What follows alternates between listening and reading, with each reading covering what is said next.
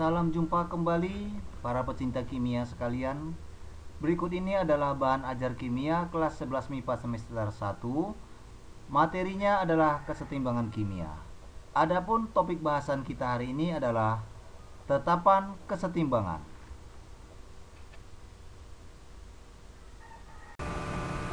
Yang akan kita bahas hari ini adalah mengenai tetapan kesetimbangan. Tetapan kesetimbangan itu adalah perbandingan antara konsentrasi yang produk dibandingkan dengan konsentrasi per reaksi dipangkatkan dengan koefisien masing-masing. Jadi untuk reaksi kesetimbangan, misalnya A tambah B menjadi C tambah D, maka diperoleh rumus kesetimbangannya Kc. Nah, rumus tetapan kesetimbangan adalah Kc. Kc adalah konsentrasi C pangkat C kecil kali konsentrasi D pangkat D kecil dibagi dengan konsentrasi A pangkat A kecil kali konsentrasi B pangkat B kecil. Jadi Kc adalah konstanta atau tetapan kesetimbangan dan konsentrasi yang harganya tetap selama suhu tetap.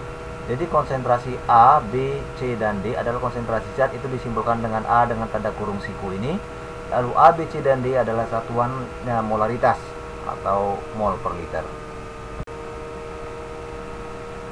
Zat-zat yang terdapat dalam kesetimbangan itu ada beraneka macam bentuknya. Ada yang bentuk padat atau S itu solid, larutan aqueous, gas G, dan cair liquid.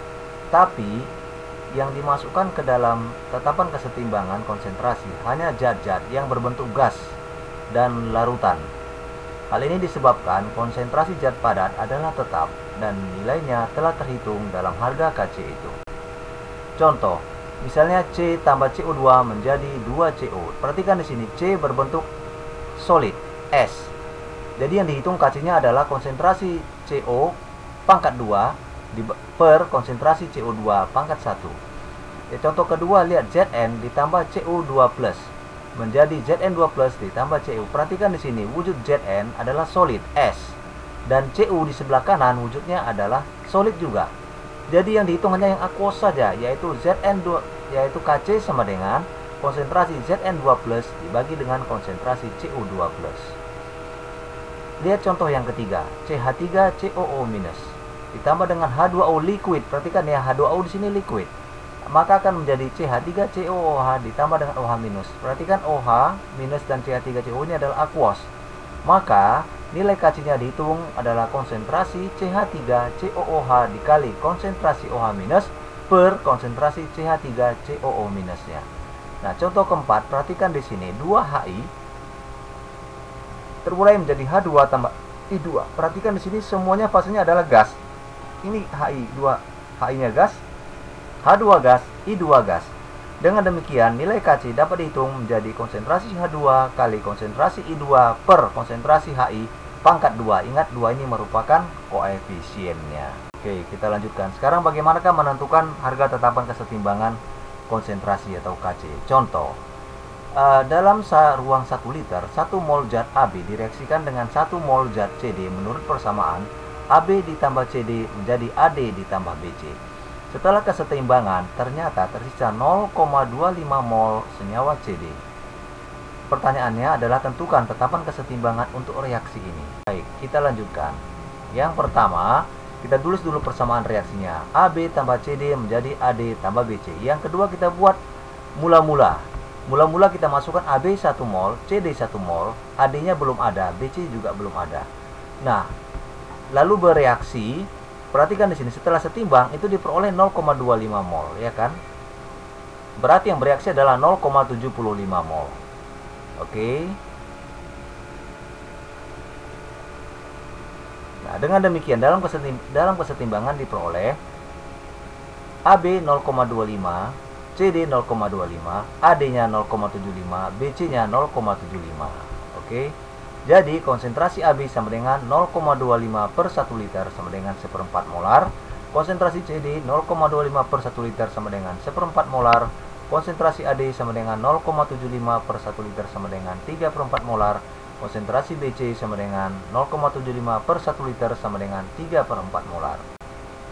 Jadi Kc sama dengan konsentrasi AD kali konsentrasi BC per konsentrasi AB kali konsentrasi CD sama dengan 3/4 kali 3/4 per 1/4 kali 1/4 sama dengan 9.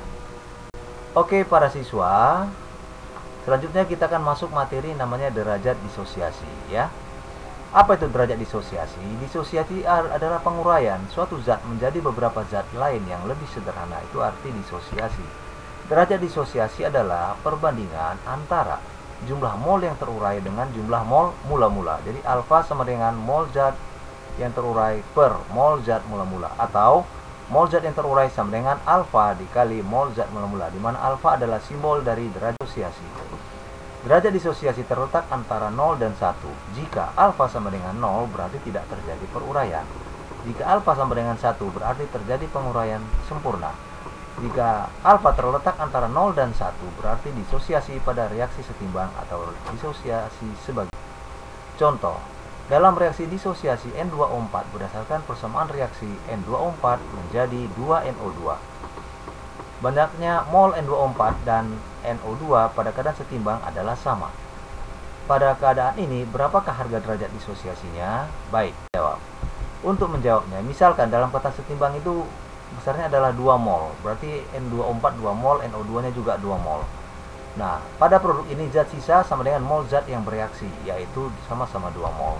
Jadi perbandingan mol koefisien adalah mol N2O4 yang bereaksi sama dengan mol koefisien N2O4 per koefisien NO2 dikali mol NO2, maka didapat 1/2 dikali 2.